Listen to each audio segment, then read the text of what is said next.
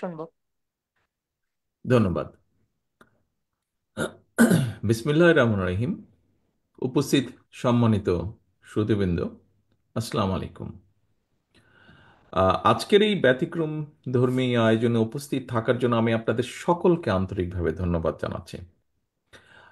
বিশেষ করে আপনাদের মাঝে আমি সম্মানিত এবং আনন্দিত বোধ করছি।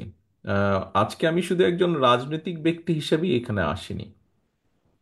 আমি এসেছি এখানে একজন ভাই, বন্ধু কিংবা অভিভাবক হিসাবে আপনাদের পাশে দাঁড়ানোর প্রত্যয় নিয়ে, এবং আপনাদের প্রতিভা এবং আত্মনির্ভরশীলতা বিকাশে আমার ব্যক্তিগত রাজনৈতিক দায়বদ্ধতার জায়গা থেকে আজকে আমি আপনাদের পাশে দাঁড়ানোর চেষ্টা করেছি বা এখানে আমি উপস্থিত হয়েছি।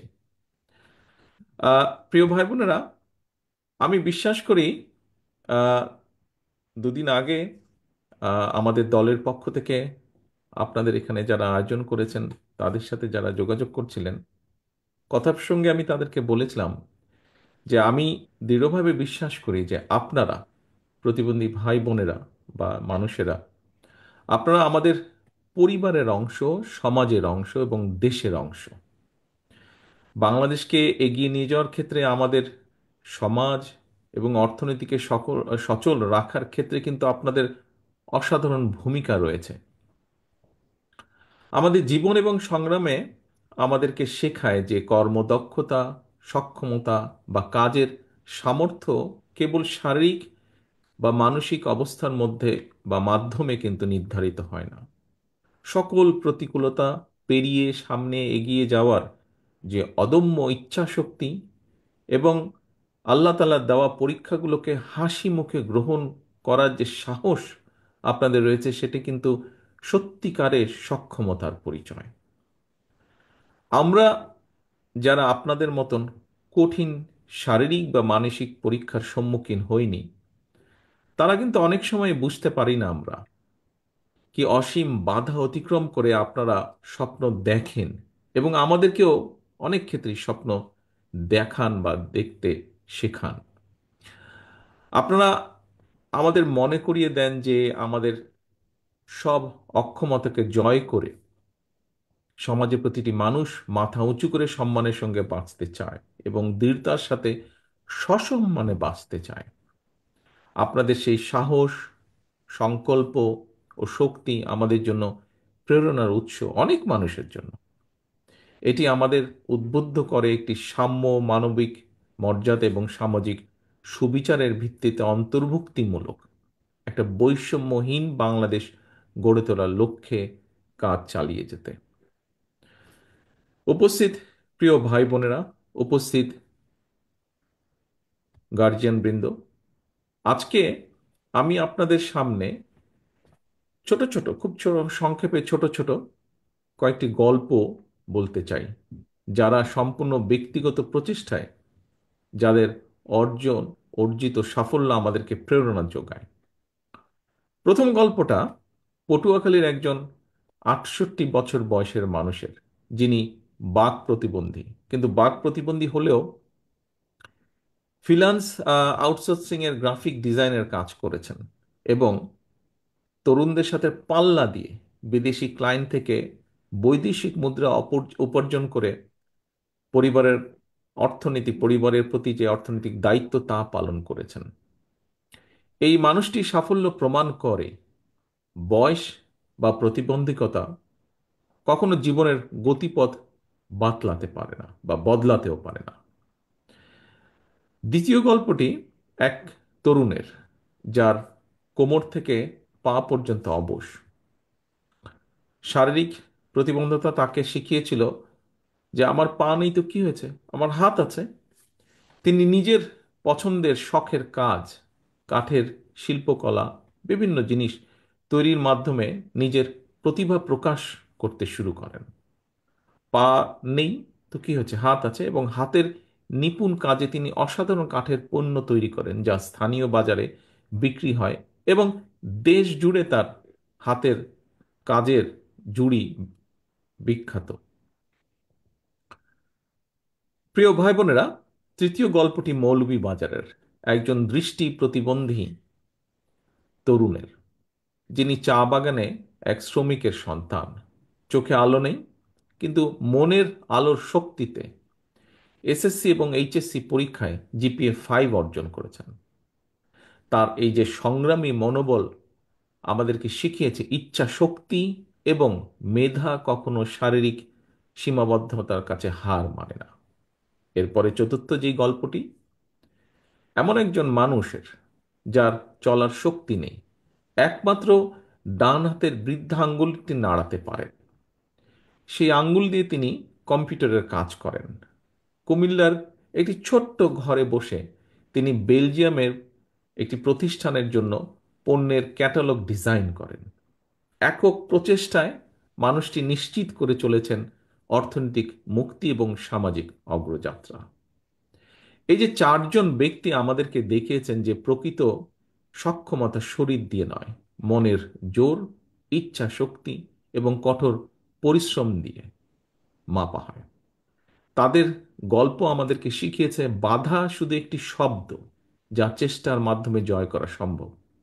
আমাদের দায়িত্ব তাদের লড়াইকে সম্মান জানানো, তাদের পাশে দাঁড়ানো। আমরা এমন একটি বাংলাদেশ গড়তে চাই বা গড়ার পরিকল্পনা করি, যেখানে প্রতিটি মানুষ তার সীমাবদ্ধতাকে জয় করে নিজের স্বপ্ন পূরণের সুযোগ পাবেন। শারীরিক চ্যালেঞ্জ মোকাবেলা করেও যারা নিজ উদ্যোগে অর্থনীতিতে অবদান রাখছেন, তাদের বিজয়ের গল্প আমাদের আলোর পথ দেখায়। আমি একজন রাজনৈতিক কর্মী হিসাবে আপনাদেরকে প্রতিশ্রুতি দিতে চাই, আগামীর বাংলাদেশে শারীরিক প্রতি সীমাবদ্ধতার কারণে যেন কাউকে বৈষম্যের শিকার না হতে হয়, পিছিয়ে না রাখে। সেই বহুমুখ সেই বহুমুখী উদ্যোগ নিয়ে জীবন যুদ্ধে বিজয়ের অজস্র প্রেরণাদায়ী গল্প সৃষ্টি করা হবে। একসাথে কাজ করে আমরা একটি সমাজ গড়ে তুলতে চাই, গড়ে তোলার পরিকল্পনা করি, ইচ্ছা রাখি, প্রত্যাশা রেখে, যেখানে প্রতিটি মানুষ তার পূর্ণ সম্ভাবনায় পৌঁছতে পারবে ইনশাল্লাহ। প্রিয় ভাই বোনেরা, গত 16 বছর ধরে আমরা এমন একটি বাংলাদেশে বসবাস করেছি যেখানে আমাদের প্রাপ্য নাগরিক অধিকার বা স্বাধীনতা একে একে কেড়ে নেওয়া হয়েছে। সমাজের প্রতিটি শ্রেণী ও পেশার মানুষ রাষ্ট্রীয় সহায়তা থেকে হয়েছেন বঞ্চিত, এবং আপনারাও তার ব্যতিক্রম নন। এর ফলে আপনাদের জীবনের মান উন্নয়ন প্রয়োজনীয় পদক্ষেপ গ্রহণ করা হয়নি, যা ব্যক্তিগতভাবে আমি অনুভব করি। আমি আপনাদের এতটুকু বলতে চাই, আমি এবং আমার দল, একটু আগে মহাসচিব সাহেব ওনার বক্তব্যে উল্লেখ করেছেন, বাংলাদেশ জাতীয়তাবাদী দল বিএনপি জনগণের সমর্থনে রাষ্ট্র পরিচালনার দায়িত্ব পেলে আমাদের সর্বোচ্চ চেষ্টা থাকবে, আমরা সবসময় আপনাদের পাশে থাকব। আমি বিশ্বাস করি আমি বিশ্বাস করি আপনারা কেউ প্রতিবন্ধী নন, বরং আপনারা সকলে বিশেষভাবে সক্ষম নাগরিক। আপনাদের প্রত্যেকের রয়েছে অসীম সক্ষমতা। নির্বাচিত বিএনপি সরকার নিশ্চিত করার চেষ্টা করবে অবশ্যই দেশের অন্যান্য সকল নাগরিকের মতন আপনাদের নাগরিক অধিকার ও সুযোগ সুবিধা সঠিকভাবে এবং সমানভাবে পৌঁছে দেওয়ার। আপনাদের চিকিৎসা, শিক্ষার সুযোগ, চাকরির ক্ষেত্রে সমান সুযোগ এবং দেশের প্রতিটি স্থাপনা ও যাতায়াত ব্যবস্থাকে আপনাদের জন্য অ্যাক্সেসেবল করে গড়ে তোলার সর্বোচ্চ চেষ্টা আমাদের থাকবে। আজকে আপনাদের এখানে যারা বক্তব্য রেখেছেন, তার থেকে আমি উপলব্ধি করছি যে আমাদের হয়তো মনে হয় বাংলাদেশের, আমাদের মানে আমার যেটা মনে হয়েছে আপনাদের যারা বক্তব্য রেখেছেন সকলের কথা থেকে, আমাদের এই মুহূর্তে বাংলাদেশে অনেক কিছুই এখনো আপনাদের জন্য ফেয়ার নয়। অনেক জায়গায় আপনাদের অ্যাক্সেস দেওয়া হয় না, প্রয়োজনীয় সুযোগ সুবিধা থেকে বঞ্চিত করা হচ্ছে, এবং হয়তো উপেক্ষিত হন আপনারা অনেক ক্ষেত্রে। আপনাদের এই অনুভূতিগুলিকে আমি গভীর শ্রদ্ধা ভরে স্মরণ করছি, এবং এগুলো সমাধানে আমরা আমি আমরা আমাদের দলের থেকে অঙ্গীকারবদ্ধ। নতুন আইন প্রণয়ন, বিদ্যমান আইনের সঠিক বাস্তবায়ন, বরাদ্দকৃত অর্থের পরিমাণ বৃদ্ধি কিংবা সেই অর্থের সুষম বন্টন, যেভাবেই হোক আমাদের চেষ্টা থাকবে আপনাদের অধিকার ও সুযোগগুলোকে নিশ্চিত করার। আমাদের লক্ষ্য, আগেই বলেছি, এমন একটি বাংলাদেশ গড়ে তোলা যেখানে প্রত্যেকের জন্য সমান ন্যায্যতা এবং একটি ফেয়ার শেয়ার নিশ্চিত করা। এবং সেই লক্ষ্যেই কিন্তু আমাদের সাথে আপনাদের আজকের এই মত বিনিময় অনুষ্ঠান। আমাদের প্রতিশ্রুতি হলো বিশেষ চাহিদা সম্পন্ন ব্যক্তিদের জীবনের মানোন্নয়নে দৃঢ় পদক্ষেপ গ্রহণ করা, যার ভিত্তি হবে অর্থনৈতিক স্বাবলম্বিতা, সামাজিক সক্ষমতা এবং মানবিক মর্যাদা নিশ্চিত করা। আমরা একটি স্বতন্ত্র, যেটি আমাদের চিন্তার মধ্যে আছে, একটি স্বতন্ত্র অধিদপ্তর প্রতিষ্ঠা করার উদ্যোগ নেওয়া, যা যা প্রতিবন্ধী ব্যক্তিদের, প্রতিবন্ধী ভাইদের, বোনদের জন্য সুনির্দিষ্ট কার্যক্রম পরিচালনার পাশাপাশি বিভিন্ন মন্ত্রণালয় বা বিভাগের কার্যক্রম সমন্বয় করবে। এখানে বেশ দু একজন বক্তা উল্লেখ করেছেন, প্রসঙ্গক্রমে আমিও বলতে চাই যে আপনাদের অনেকেরই হয়তো জানা আছে যে 2001 সালে তৎকালীন বিএনপি সরকার, দেশনেত্রী খালেদা জিয়ার সরকার, বাংলাদেশে রাষ্ট্রীয়ভাবে প্রতিবন্ধীদের ভাতা প্রদান শুরু করেন।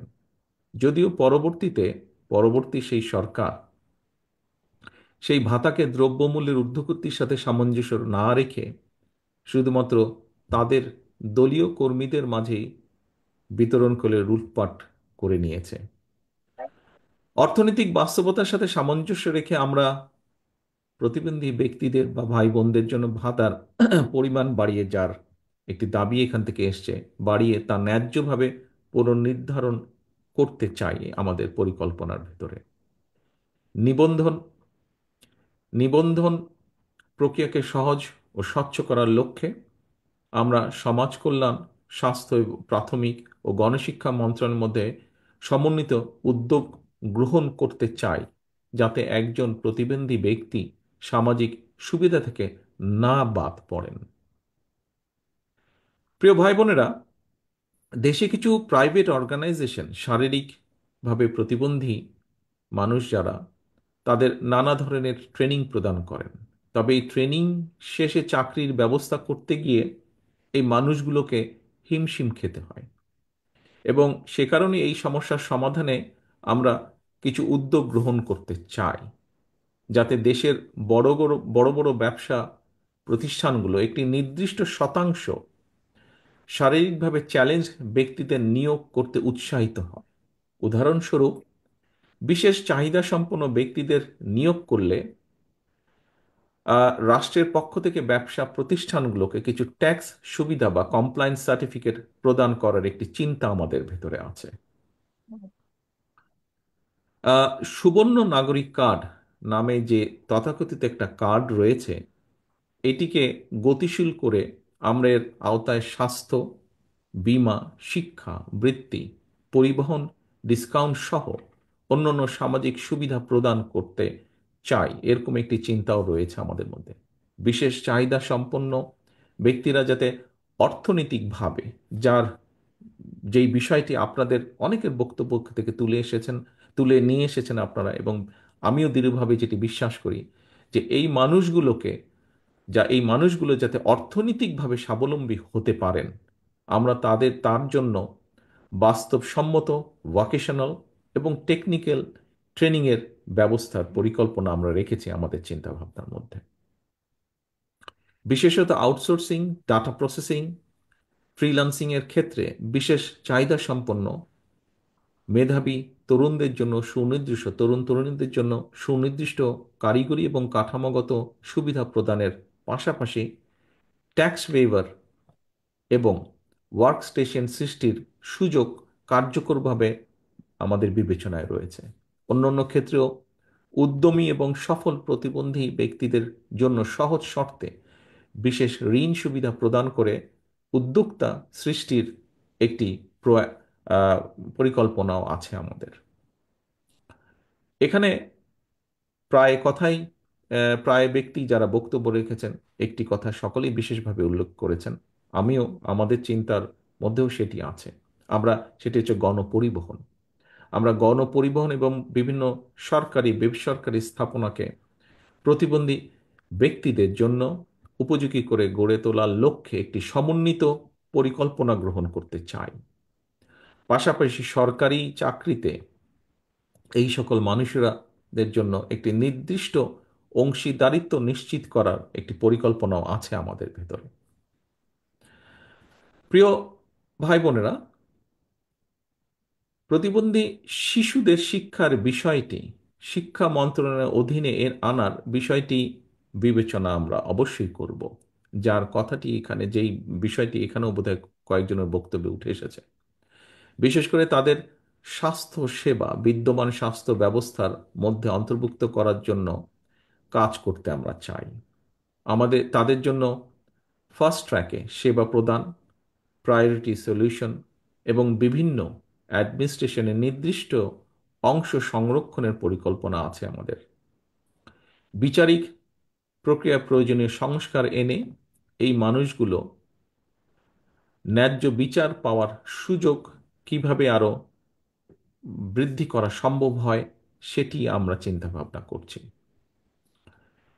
আমাদের দল জনগণের সমর্থে সরকার গঠনে সক্ষম হলে জেলা পর্যায়ে বিশেষ করে বিশেষ চাহিদা সম্পন্ন শিক্ষার্থীদের জন্য বিশেষায়িত স্কুল প্রতিষ্ঠার পরিকল্পনা আছে আমাদের পরিকল্পনায়, যেখানে সাইন ল্যাঙ্গুয়েজ, ব্রেইল সহ ইনক্লুসিভ এডুকেশন আধুনিক পদ্ধতির অন্তর্ভুক্ত করার চেষ্টা থাকবে। পাশাপাশি কারিগরি ও পেশাগত শিক্ষার মাধ্যমে কর্মজীবনে প্রবেশের সুযোগ কিভাবে তৈরি করা যায়, এই মানুষগুলো জন্য স্কলারশিপ ও প্রয়োজনীয় শিক্ষা উপকরণ সরবরাহ বিষয়টি আমাদের বিবেচনায় আছে। স্বাস্থ্যসেবার ক্ষেত্রে আমরা প্রতিটি জেলা সদর হাসপাতালে বিশেষায়িত স্বাস্থ্য সেবা ইউনিট স্থাপনের চেষ্টা করব, যেখানে শারীরিক থেরাপি, মানসিক স্বাস্থ্যসেবা এবং প্রয়োজনীয় চিকিৎসার আধুনিক সুবিধাগুলো থাকবে বলে আমরা প্রত্যাশা রাখি। আমরা প্রত্যন্ত অঞ্চলে বিশেষ চাহিদা সম্পন্ন জনগণের জন্য মোবাইল হেলথ ক্লিনিক চালুর একটি উদ্যোগ গ্রহণ করতে চাই। সহায়ক উপকরণ তৈরির জন্য যে বিষয়টিও এখানে উঠে উঠে এসেছে বক্তব্যে, উপকরণ তৈরির যে কারখানাগুলো সেগুলো দেশে স্থাপন করা এবং আমদানি ক্ষেত্রে যদি সম্ভব হয় অবশ্যই সেক্ষেত্রে কর মওকুফের চিন্তাটিও বা কর কমিয়ে আনা চিন্তাটিও আমাদের পরিকল্পনার ভিতরে রয়েছে। গুরুতর প্রতিবন্ধী ব্যক্তি, তাদের জন্য নিবিড় পরিচর্যার একটি বিষয় আছে, বিশেষ করে এলডারলি পার্সন যারা এই ধরনের। আমাদের অন্যতম একটা লক্ষ্য থাকবে বিশেষ চাহিদা সম্পন্ন শিশুদের সুপ্ত প্রতিভা বিকাশ নিশ্চিত করা। ড্রয়িং, আর্ট, মিউজিক, স্পোর্টস, এই সমস্ত ক্রিয়েটিভ এবং ইনোভেটিভ অ্যাক্টিভিটিস তাদের জন্মগত দক্ষতা ও শেখার আগ্রহ অনুযায়ী প্রশিক্ষণ ও স্কিল ডেভেলপমেন্ট প্রদান করা আমরা করতে চাই। আমরা প্রান্তিক থেকে কেন্দ্রীয় পর্যায় পর্যন্ত আমরা তাদের খেলাধুলার সিস্টেমেটিক ডেভেলপমেন্ট এবং টুর্নামেন্ট আয়োজনের মাধ্যমে প্যারা অলিম্পিকে ভালো ফল অর্জনের সহায়তা করা বা সহযোগিতা করার একটি পরিকল্পনা আমাদের সমষ্টিগতভাবে দলীয়ভাবে আছে, ব্যক্তিগতভাবে আমারও এটা আছে। স্পোর্টস, ডিবেট, সায়েন্স ফেয়ার সহ বহুবিধ সহশিক্ষা কার্যক্রমে সরকারি পৃষ্ঠপোষকতার পাশাপাশি স্পন্সরশিপ কিভাবে তৈরি করা যায়, সুযোগ সৃষ্টি করা যায় সেটিও আমরা বিবেচনায় রেখেছি।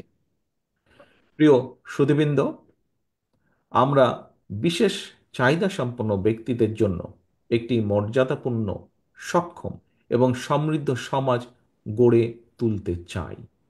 আমি ও আমার দল বিএনপি উপলব্ধি করি আমরা আপনাদের সমস্যা ও কষ্টগুলো বাস্তব এবং গভীর। আপনাদের মনে রাখতে হবে এই বাস্তবতায় আপনারা একা নন। আমরা সব সময় আপনাদের পাশে আছি, আপনাদের পাশে ছিলাম, ইনশাল্লাহ আপনাদের পাশে আমরা থাকব। কারণ আপনাদের প্রতিবন্ধকতা আমাদের সবার প্রতিবন্ধকতা। আমি ব্যক্তিগতভাবে বিশ্বাস করি, আমরা সকলে বিশ্বাস করি, আপনাদের পেছনে রেখে আমরা কখনো এগিয়ে যেতে পারবো না, আর এগোতেও আমরা চাই না। আমরা সবাই মিলে একসাথে যে গণতান্ত্রিক বাংলাদেশ গড়ে তুলব, সেটি হবে সবার জন্য ফেয়ার, সবার জন্য ইনক্লুসিভ, সবার জন্য বসবাসযোগ্য এবং সবার জন্য উপভোগ্য যেন হয়। আসুন আমরা সবাই মিলে একটি গণতান্ত্রিক বাংলাদেশ গড়ে তুলি, যার ভিত্তি হবে বৈষম্যহীন, অন্তর্ভুক্তিমূলক এবং উদার তান্ত্রিক সমাজ নির্মাণ। আপনাদের কল্যাণ এবং সাফল্য আমাদের অগ্রাধিকার। আল্লাহ হাফেজ। বাংলাদেশ জিন্দাবাদ। বাংলাদেশ জাতীয়তাবাদী দল জিন্দাবাদ।